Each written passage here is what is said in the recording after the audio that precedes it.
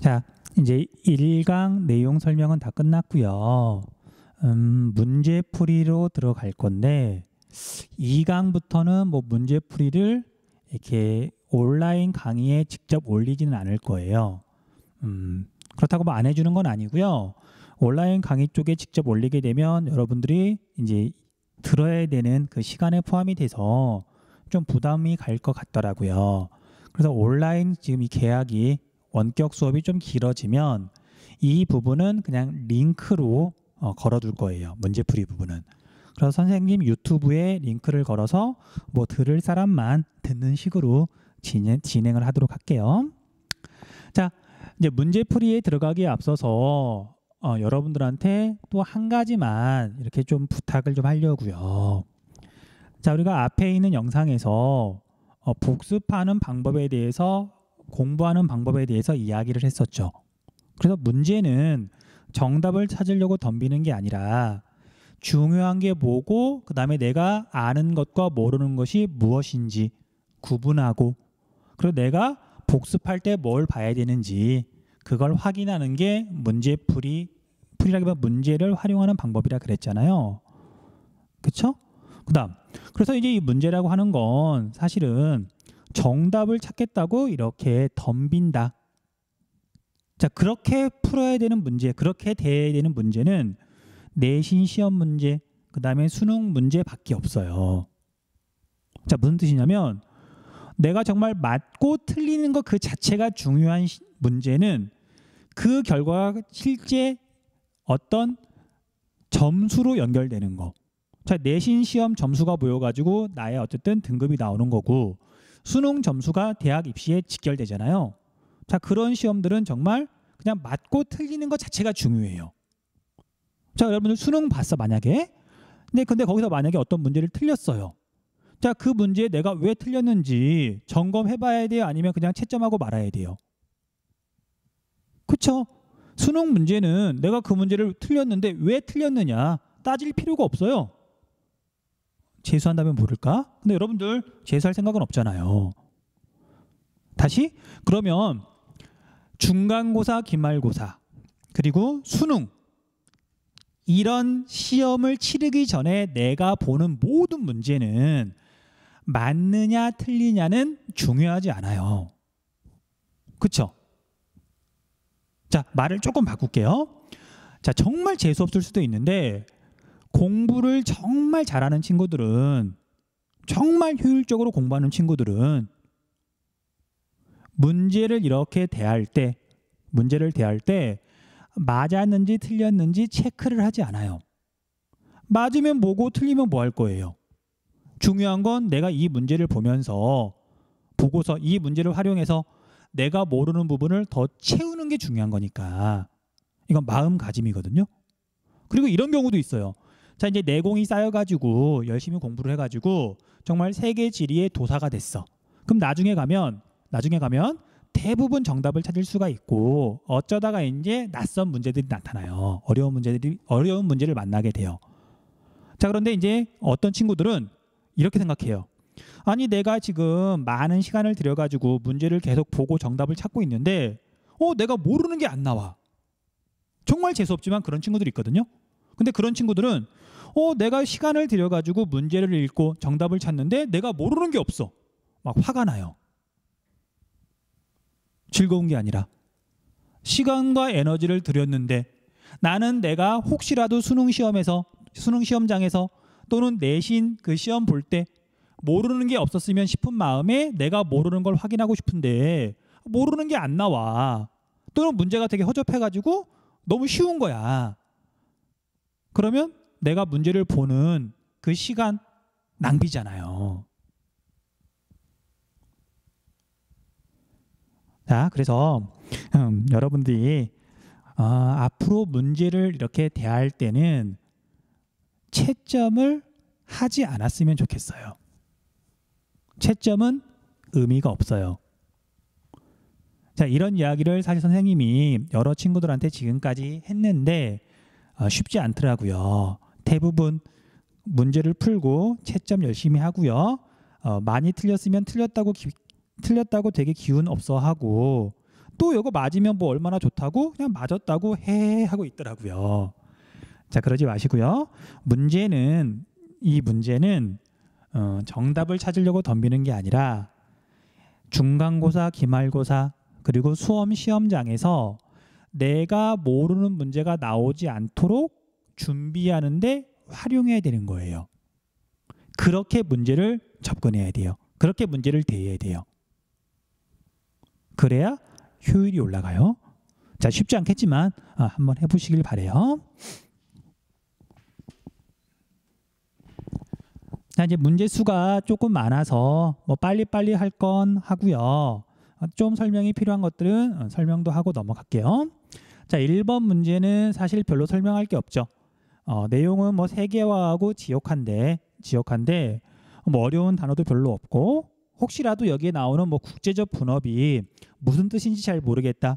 그럼 당연히 앞으로 돌아가 가지고 복습을 해야 되겠죠. 자, 이 문제의 정답은 3번이죠. 3번. 세계화가 진행이 되면서 전 세계는 거대한 단일 시장을 형성하게 되었다. 그럼으로써 선진국에서 하는 일과 개발도상국에서 하는 일, 기술이 발달한 곳과 상대적으로 인건비가 저렴한 곳에서 하는 일, 지역에 따라서 국가에 따라서 서로 다른 일을 한다. 국제적 분업이라 그랬잖아요. 핵심 키워드예요. 자, 2번 문제는 이제 처음 이제 문제를 보면 좀 이렇게 낯설 수도 있지만 두 지도는 시험 볼 때마다 제시하는 지도예요. 너무 자주 나와요. 그래서 문제를 풀다 보면 나중에는 그냥 답이 눈에 보일 거예요. 자, 왼쪽에 있는 지도는 TO 지도라 그러는데 키워드를 빨리 뽑아보자면 크리스트교의 영향을 받았다. 그래서 세상의 중심은 예루살렘이다. 크리스트교에서 이상향으로 생각하는 에덴 동산 파라다이스가 표시가 돼 있다. 그 다음에 유럽에서 예루살렘을 바라보고 지도를 제작했기 때문에 지도의 위쪽이 동쪽이다. 그 다음에 얘는 콜럼버스가 아메리카를 발견하기 전에 제작했기 때문에 신대륙은 나타나 있지 않다. 그쵸? 그리고 여기 가운데에 있는 바다는 지중해고요. 자, 지구가 우리가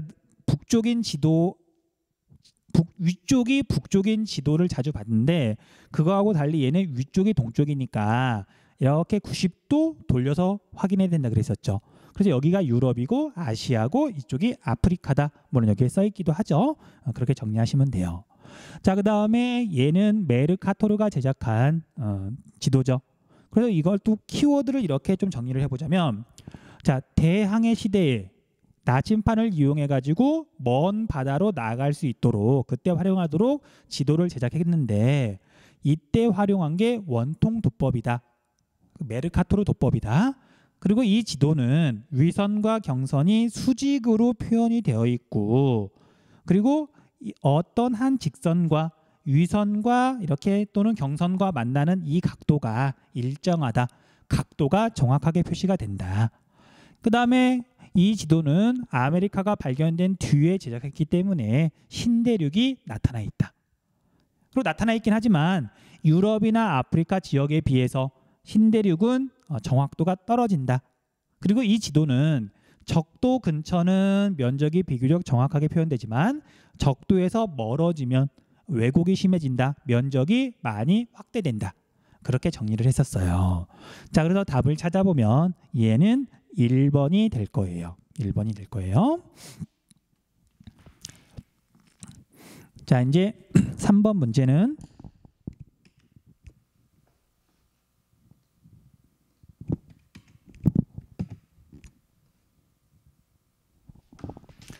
자, 지도가 두 개가 나오는데 이 중에 얘가 훨씬 자주 나오고요. 그 다음에 얘는 지도 두 장으로 이루어져 있잖아요. 그래도 워낙 독특해가지고 쉽게 구분할 수 있어요. 자, 그에 비해서 가는 나하고 비교하려고 그냥 이번에만 집어 넣은 거예요. 사실 이 지도는 선생님이 이제 많은 문제를 풀어봤지만 여기에서 처음 나오는 것 같아요.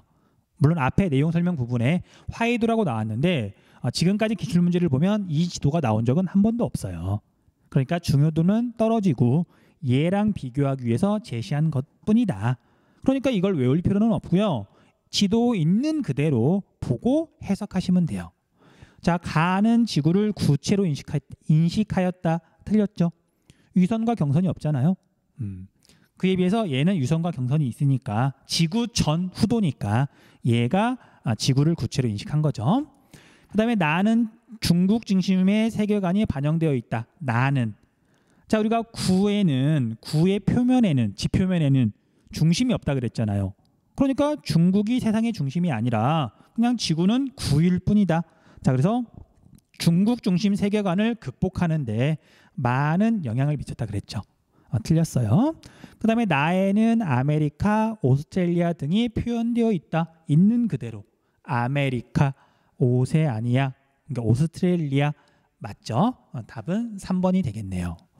자, 그 다음에 표현되어 있는 면적이라든지 그러니까 범위라든지 아니면 정교함이라든지 이렇게 살펴보면 얘는 오늘날 세계 지도랑 거의 같은 데에 비해서 얘는 그냥 중국과 그 주변 정도만 부정확하게 표현이 되어 있거든요. 당연히 잘못됐고요. 그 다음에 가는 중국에서 나는 우리나라 실학자가 제작한 거죠. 넘어가시면 되고요. 그 다음 4번 문제는 4번 문제는 그냥 간단한 국어 문제죠. 그리고 얘는 해설할 게 없어요. 답은 2번이죠. 2번.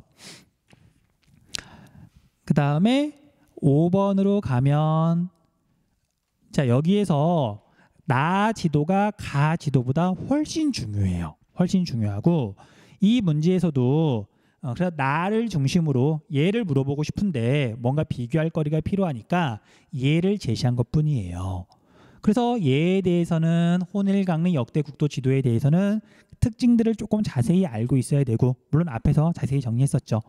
그리고 가 지도에 대해서는 그냥 있는 그대로 보시면 돼요. 있는 그대로. 자, 여기를 뭐 더 확대를 하진 않을게요. 자, 여기에 보면 경선과 위선이 그려져 있잖아요. 지구를 구체로 인식했어요. 자, 그런데 지구를 구체로 인식했고 경선과 위선을 했어요. 근데 과연 이 지도는 나침판을 이용한 항해에 적합할까, 적합하지 않을까?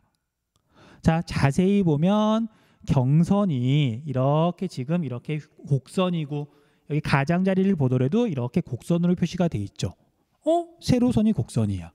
방위가 직선이 아니에요. 그러면 얘는 항해에 이용하기에는 적합하지 않은 거죠. 그것도 알 수가 있는 거예요. 됐죠? 자, 아무튼 이제 답을 한번 살펴보면 자, 지도의 제작 시기는 얘는 신대륙이 없죠. 신대륙이 있고 훨씬 정교하죠. 그래서 제작 시기는 가가 더 빨라요. 얘는 아니겠죠? 그 다음에 지도 제작에 경위선 개념이 사용되었다. 경선과 위선을 합쳐서 경위선이라고 부르고 얘는 경위선 없죠? 경위선 자세히 보면 보일 거예요. 얘도 정답이 아니네요. 그 다음 우리나라가 상대적으로 크게 표현되었다.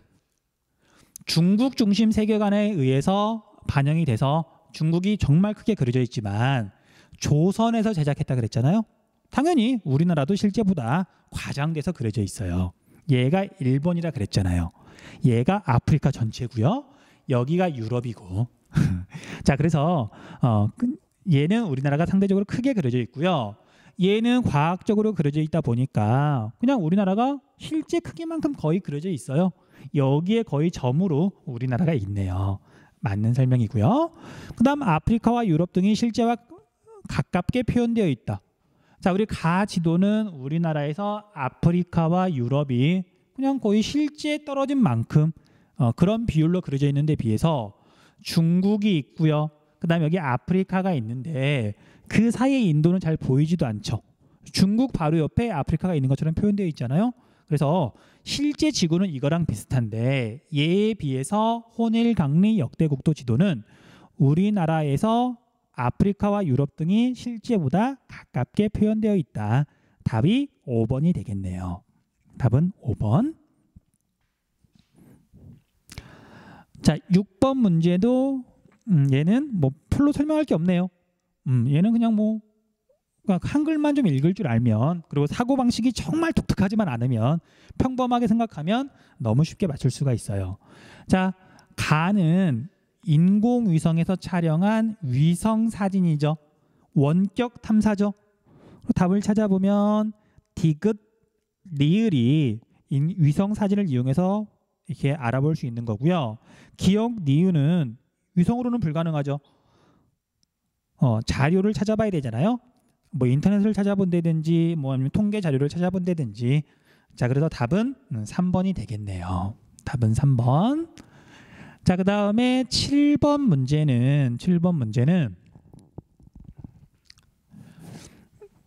세 가지 지도에 대해서 이제 찾는 건데, 자, A, B, C, 특히 B, C는 굉장히 자주 물어보고요. 그 중에서도 B는 또 맨날 물어봐요.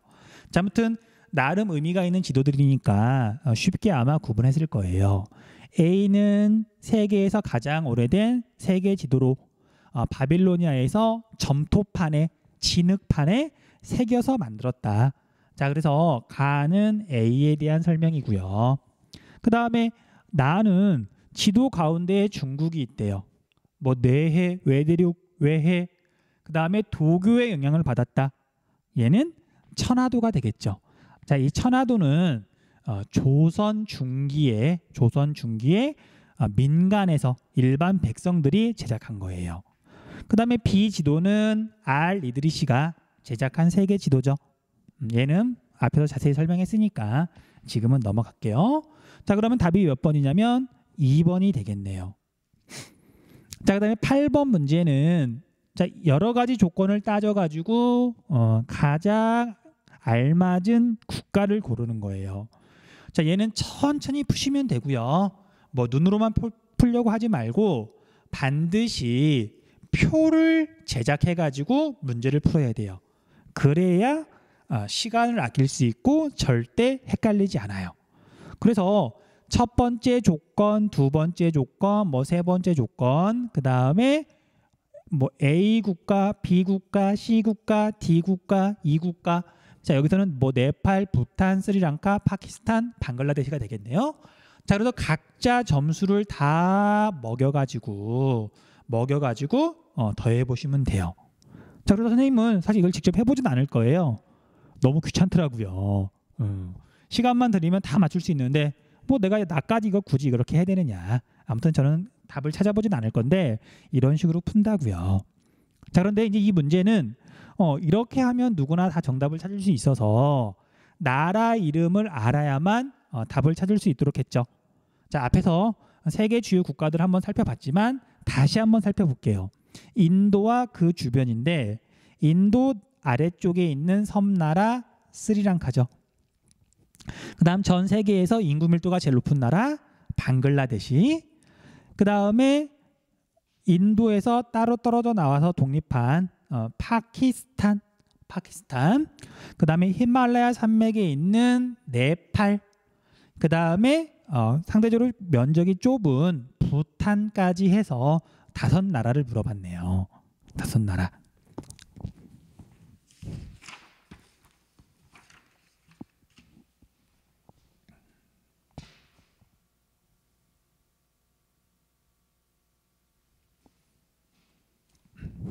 자, 이제 수능 실전 문제인데 이제 문제가 조금 더 수능 또는 모의고사랑 비슷해졌죠. 뭐 그렇다고 해서 겁먹을 필요는 없고요. 기본 내용들을 착실하게 공부했으면 뭐 쉽게 정답을 맞출 수 있을 거예요. 자, 얘는 뭐 쉬운 내용이니까 좀 빨리 해볼게요. 자, 기억은 전 세계 약 29,700개 지점이 있는 S커피 전문점은, 자, 얘는 원격 탐사가 아니죠. 자, 얘는 스타벅스를 말하는 건데 위성 사진으로 뭐 전 세계에 스타벅스가 29,700개가 있다는 거 알 수 없잖아요. 그냥 스타벅스 사이트에 들어가서 본사 사이트에 들어가면 아마 정보가 있을 것 같네요. 간접 조사로 알 수가 있는 거죠. 자, 그다음에 니은은 미국 워싱턴주 시애틀에 있는데 뭐 위도하고 경도가 표시가 돼 있네요. 자, 얘는 속성 정보가 아니라 공간 정보죠. 공간 정보. 자, 그다음에 디귿 세계 여러 국가에 진출했는데 여기 지도를 봤더니 유럽에는 2,378개, 아프리카에는 64개, 유럽에 더 많이 진출했고요. 그 다음에 장소 마케팅 전략이 아니라 그냥 세계화 현상인 거죠. 스타벅스라고 하는 어떤 그런 게 전 세계에 이렇게 퍼져나갔다. 그 다음 마지막 미음은 각 지역의 특성에 맞는 매장을 만들어 지역 특화 상품을 판매하기도 한다. 그리고 지리적 특성을 고려한 다국적 기업의 현지화 전략이다. 그렇죠? 자, 스타벅스라는 건 같지만 지역에 따라서 파는 커피의 종류라든지 아니면 뭐 이벤트 상품이라든지 그런 게 조금씩 달라요. 자, 예를 들어보면 자, 우리나라 스타벅스 1호점. 스타벅스가 우리나라에 처음 들어올 때 만들어졌던 매장 어디에 있냐면요, 인사동에 있어요. 서울 인사동. 자, 가본 사람이 혹시 있을지 모르겠는데 인사동에 있는 스타벅스 커피점을 가면 간판에 한글로 스타벅스라고 써 있어요. 인사동 하면 전통 문화의 거리거든요. 그러니까 거기에 매장을 내면서 간판을 한글로 만들었다고 그래요. 그런 게 바로 현지화 전략이죠. 현지화 전략이죠. 답은 5번이에요.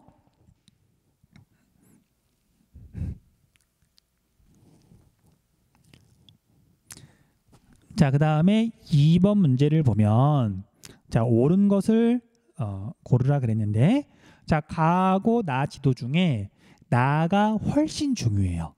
프톨레마이오스가 제작한 이 지도가 훨씬 중요하고 이 가 지도는 나 지도하고 비교하려고 집어 넣어 놓은 거예요.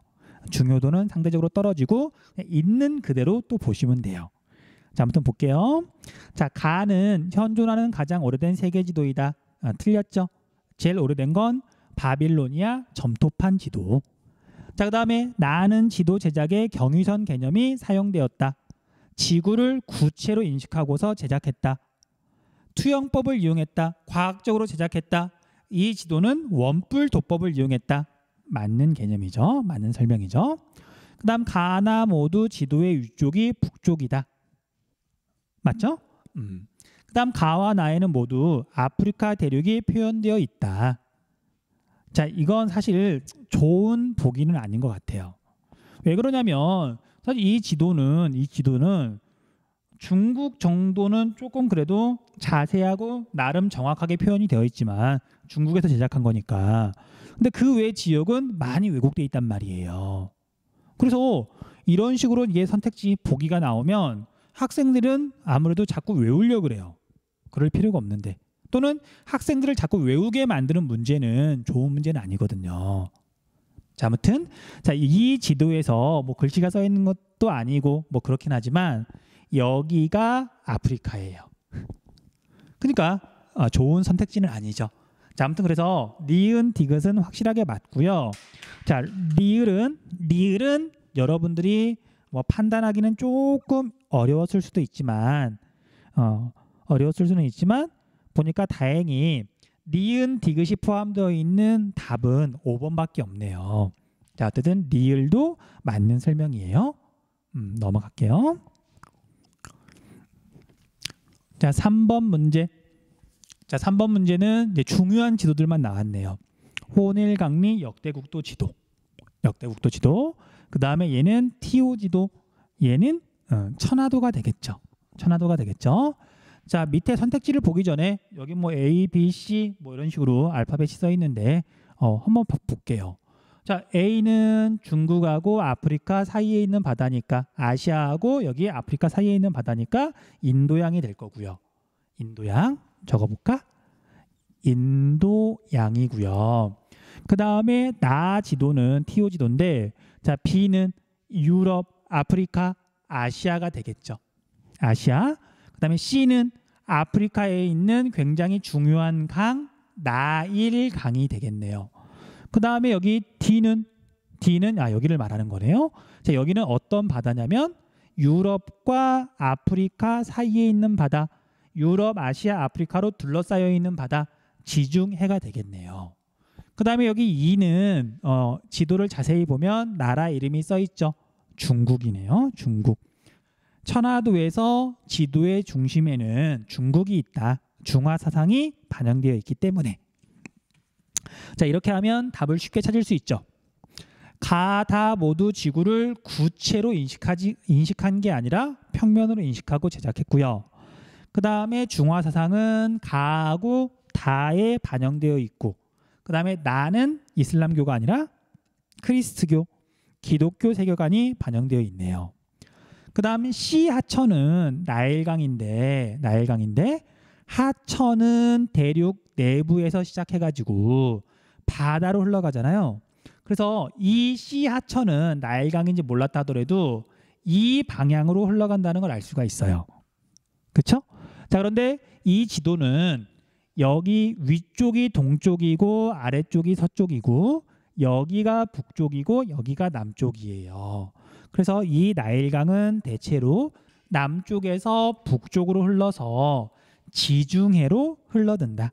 지중해로 흘러든다. 설명이 잘못됐네요. 자, 그 다음에 A와 D의 바다는 모두 지중해를 나타낸다.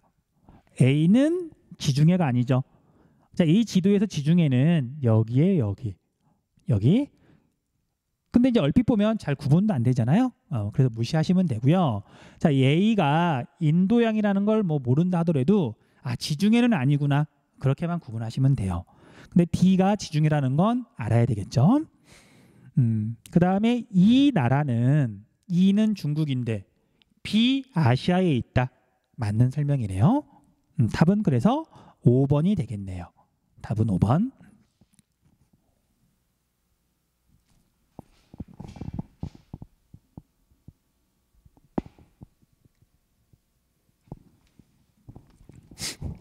자, 4번 문제.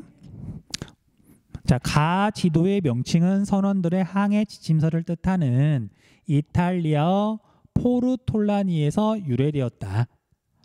뭐 쉽죠? B 지도를 말하는 거죠.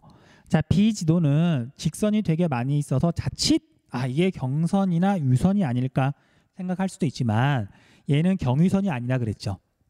그냥 항해에 적합하도록 그다음에 경험이 쌓여서 이렇게 항로에 따라서 이렇게 직선을 여러 개 그어 놓은 것일 뿐 경선이나 유선은 아니다. 지구를 구체로 인식한 거 아니다. 그렇게 설명을 했었어요. 그 다음에 나 지도는 적도로부터 양극점으로 갈수록 대륙의 규모가 상대적으로 과장되게 표현되었고 경위선이 수직으로 교차한다. 메르카토르가 제작한 C 세계 지도죠. C 세계 지도죠.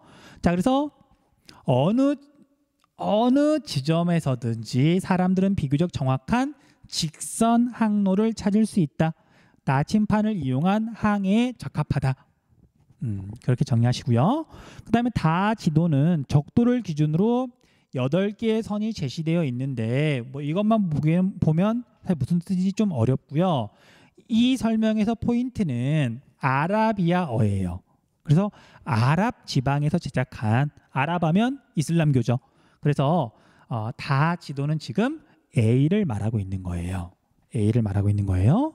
자, 그래서 밑에 있는 선택지를 보면은 중앙에 메카가 위치하고 있는 건 A 지도죠. 그 다음에 다하고 나하고 이렇게 비교를 해보면 다하고 나하고, 자, 다는 A고 나는 C인데 얘가 더 넓은 범위를 표현하고 있죠. 여기는 신대륙이 없으니까, 아메리카가 없으니까, 그리고 아프리카 남쪽도 제대로 표현되어 있지 않으니까요. 자, 그 다음에 나는 지금 C구, 그 다음에 B는 항해를 목적으로 제작되었다. 맞는 설명이네요. 나침판을 이용한 항해를 목적으로 제작되었다. 맞고요. 그 다음에 다는 지금 A인데 C의 영향을 받아 제작되었다. 자, A랑 C랑 비교를 해보면 신대륙이 있는 걸로 보아서 얘가 더 나중에 제작했단 말이에요. 외우는 거 아니에요. 얘는 아직 신대륙을 몰랐으니까 신대륙 아메리카가 없는 거고, 얘는 아메리카가 있으니까 콜럼버스보다 나중에 제작된 거고, 그렇게 구분하시면 돼요. 자, 그 다음에 나는 지도의 위쪽이 북쪽이 아니라 나는 C니까 북쪽 맞고요. 북쪽 맞고, 그 다음에 A는 지도의 위쪽이 동쪽이 아니라 리드리시가 제작한 세계 지도는 지도의 위쪽 방위가 동쪽이 아니라 남쪽이죠. 체크하시면 돼요. 자, 그럼 답은 3번.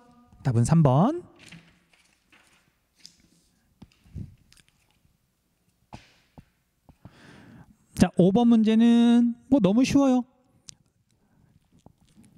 디지털 지도, 현대 지도. 자, 포르톨라노 해도인데 그냥 과거 지도, 종이 지도.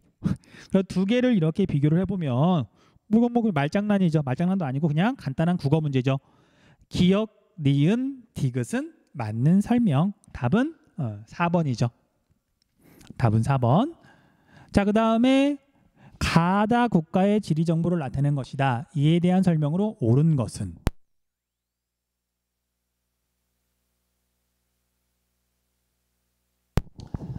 자, 이에 대한 설명으로 옳은 것은, 자, 이런 문제가 나오면 뭐 앞으로도 자주 이야기하겠지만 자기가 알 수 없는 걸 굳이 문제를 풀면서 알려고 하면 안 돼요. 모르는 건 모르는 거예요.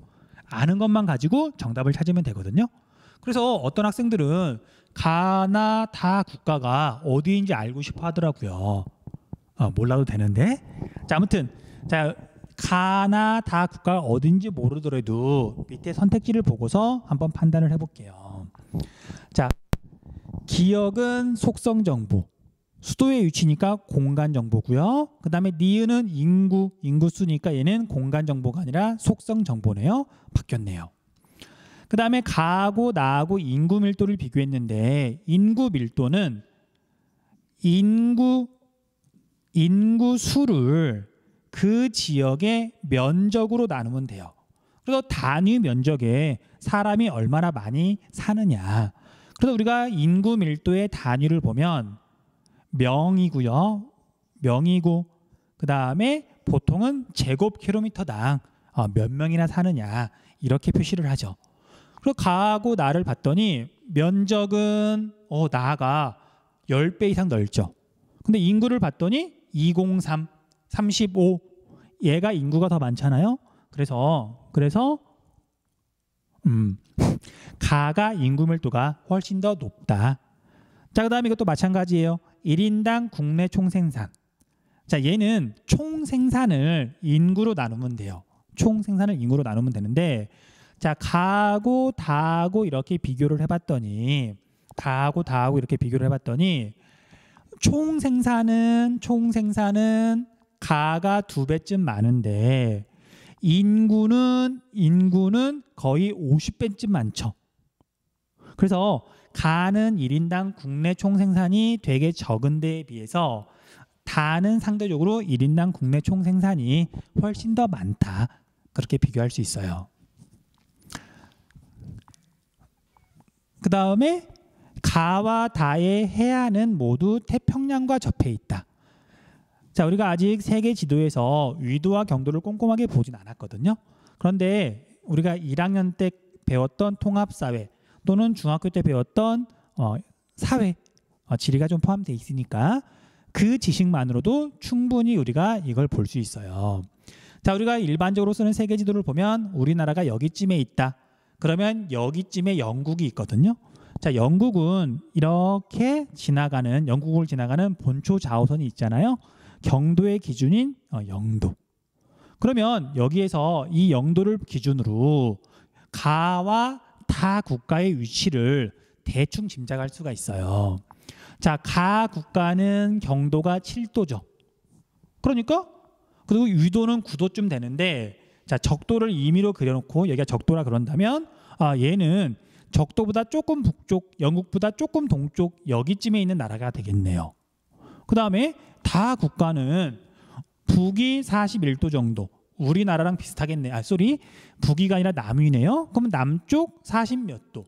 그 다음에 동경 180도예요. 그럼 여기하고 굉장히 멀리 떨어진 곳이 될 텐데, 자, 그래서 위치를 대략 표시해 보면 여기쯤이 다 국가예요. 여기가 가고 여기가 다쯤 될 텐데, 자, 다 국가는 태평양에 있죠. 자, 그에 비해서 지금 가 국가는 태평양이 아니라 대서양 옆에 있겠네요. 그쵸? 그렇게 찾으시면 돼요. 자, 그 다음에 마지막으로 5번은 시차에 대한 내용인데 아직 우리가 시차는 공부하지 않았기 때문에 얘는 그냥 넘어가도록 할게요. 자, 답은 2번으로 이렇게 찾을 수 있는 거죠. 자, 이제 우리가 지리 마니아들을 위해서 설명을 좀 하자면은요.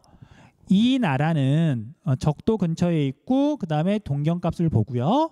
그 다음에 인구가 2억 명쯤 돼요. 자, 위도 경도를 봤더니 아프리카에 있는 나라인데 인구가 2억 명이다. 자, 2억 명이면 굉장히 인구가 많은 거라 그랬었죠. 그래서 이 나라는 아프리카에서 인구가 제일 많은 나이지리아예요. 나이지리아 알아두세요. 그다음 나 국가는 수도의 위치를 봤더니 북위 45도예요. 우리나라 38선보다 더 북쪽이죠. 우리나라보다 더 북쪽에 있는 나라고요. 그 다음에 경도를 봤더니 우리나라는 동경인데 얘는 서경이죠. 서경이고요. 그 다음에 면적을 봤더니 단위는 제곱킬로미터인데 우리 남한이 약 10만 제곱킬로미터예요. 10만 제곱킬로미터. 한번 적어줬던 것 같아요. 그럼 우리나라 면적이랑 비교해서 뭐 몇 배나 넘냐? 그거 보면 짐작이 좀 되잖아요. 자, 그래서 봤더니 1, 10, 100, 1000만, 10만, 100만. 자, 그래서 이 나라는 무려 998만 제곱킬로미터예요. 남한의 거의 100배. 거의 100배. 그리고 우리 남한 대한민국보다 100배쯤 넓고 수도가 우리나라보다 더 북쪽에 있다. 한 나라밖에 없죠. 어디냐면 이 나라는 캐나다예요. 캐나다. 그다음 마지막으로 다는 남반구에 있고 남반구 중위도에 있는데 동경 174도에 있대요. 자, 우리나라 동경값이 우리나라의 표준 경선이 135도인데 이건 뭐 지금은 몰라도 상관없어요. 그러니까 우리나라보다 더 동쪽에 있는 거예요. 그리고 남반구에 있고. 근데 또 면적 같은 걸 봤더니 26만 8천. 1, 10, 100, 1000만, 10만. 맞네요. 26만 8천이네요. 그럼 우리나라보다 약 남한보다 2.6배예요. 아주 큰 나라는 아니죠. 우리나라보다는 크지만. 그래서 이 나라는 남반구에 있고 우리나라보다 더 동쪽에 있는데 큰 나라는 아니고 우리보다 남한보다 2.6배쯤 크다. 인구는 450만 명이다. 딱 한 나라밖에 없죠. 뉴질랜드예요. 뉴질랜드. 자, 이렇게 정보들만 보고 각 나라를 찾아내는 건 사실 지리를 열심히 공부한 사람들만 가능해요. 근데 문제는 여러분들은 이제 지리를 막 공부하기 시작했잖아요. 여러분들 중에 아마 이렇게 나라를 찾는 건 거의 불가능했을 거예요. 그럼 뭐 좌절하거나 그러지 마세요. 선생님은 지리 교사잖아요. 그러니까 찾을 수 있는 거고. 자, 빨리빨리 넘어갈게요. 자, 지도에 나타난 가나 지표로 알맞은 것은, 자, 얘는 세계 지리 뒷부분까지 공부하고 나면 저절로 알 수 있는 거예요. 뭐 지금은 하나하나 따지기 좀 힘들고요. 그냥 답은 5번이라고 체크하고 넘어갈게요. 넘어가도 돼요. 자, 그다음에 밑에 있는 문제도 자, 마찬가지인데, 자, 하나하나 따져가면서 지역을 찾으면 되는데, 정답은 지도에서 이렇게 표시한 나라가 어딘지를 알아야 찾을 수 있어요. 그래서 그것만 빨리 한번 찾아볼게요. 얘가 미얀마예요. 미얀마고 얘가 타이예요. 그 다음 남북으로 긴 나라가 베트남이었고, 그 다음에 앙코르와트가 있는 캄보디아고요.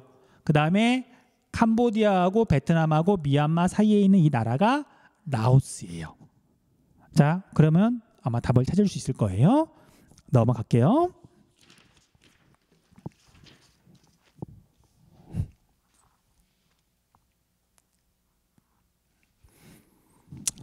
자, 지리 정보 수집 방법에 대해서 물어보고 있는데, 가는 직접 지역에 가서 지리 정보를 모으는 직접 조사고요. 자, 얘는 원격 탐사죠. 자, 그리고 두 가지를 비교하는 건 뭐 이건 상식이야. 이제 문제를 보고 그냥 쓱 읽으면 될 거예요. 답은 역시 4번이죠. 해설할 게 없어요. 그다음 10번 문제는 역시 그냥 자료를 비교하는 건데, 이것도 뒤에 가서 내용을 더 공부하고 나면 아주 쉽게 답을 찾을 수 있는 거예요. 자, 답은 3번이에요. 답은 3번. 자, 나를 봤더니, 자, 얘는 강수량이 1년 내내 뭐 고르게 내리는지, 고른지, 아니면 특정 계절에 많이 내리는지, 그거 가지고 구분했잖아요. 자, 그러다 보니까 여기 지금 지도를 보듯이 국경선하고 일치하지 않아요. 당연하죠. 뭐 비가 내리는 데 있어서 눈이 내리는 데 있어서 국경선을 보고 내리는 건 아니니까. 그래서 답이 3번이라는 건 되게 쉽게 알 수 있을 거고요. 그다음 나머지 것들도 읽어보면 그냥 언어 능력이 조금만 있으면 쉽게 이해할 수 있을 거예요. 자, 오늘은 이제 첫 번째 단원 문제풀이여 가지고 조금 자세히 설명한 감이 있네요.